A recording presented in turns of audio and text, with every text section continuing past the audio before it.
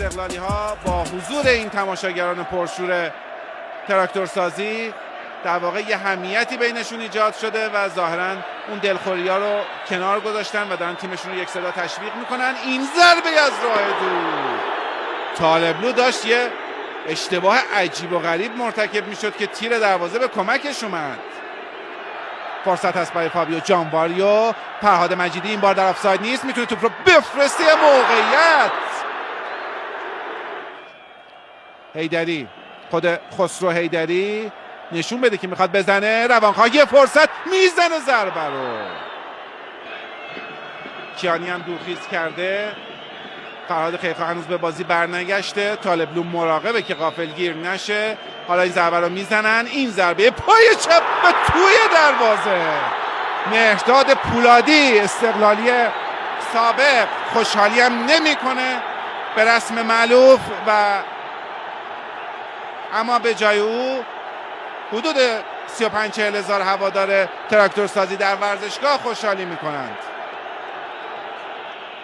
امیدرضا روانخواه، جانواریو، اکبرپور، خود اکبرپور برمیگرده. یه فرصت برای فرهاد مجیدی و توی دروازه.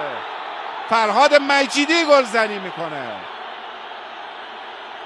حالا شور حال به جمع استقلالی ها میاد.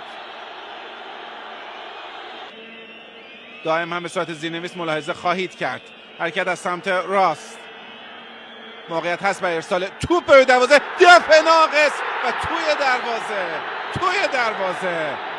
انگار که سریال اشتباهات بازیکنان به وحید طالبلو هم سرایت کرده و این بار او بود که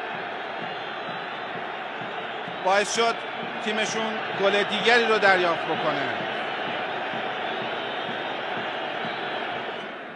عمرانزاده توپ رو میفرسته به روی دروازه. یک ضربه تماشایی، یه قیچی برگردون زیبا. برهانی برای جانواریو. فرصت برای فابیو جانواریو میزنه ضربه رو. دفع ناقص. حالا رو به بیرون از کاظمی و باز هم توپی که ثابتی در اختیار میگیره. یه بار دیگه این شانس رو دارن. فرصت است برای عمرانزاده و توی دروازه. باز هم فرشته نجات تیم استقلال حنیف عمرانزاده است، اما این بار نه دقیقه 94 بلکه دقیقه 70. یک بازی پرگل، تماشایی و جذاب. استقلال 2 تراکتورسازی 2. خسرو حیدری که پشت توپ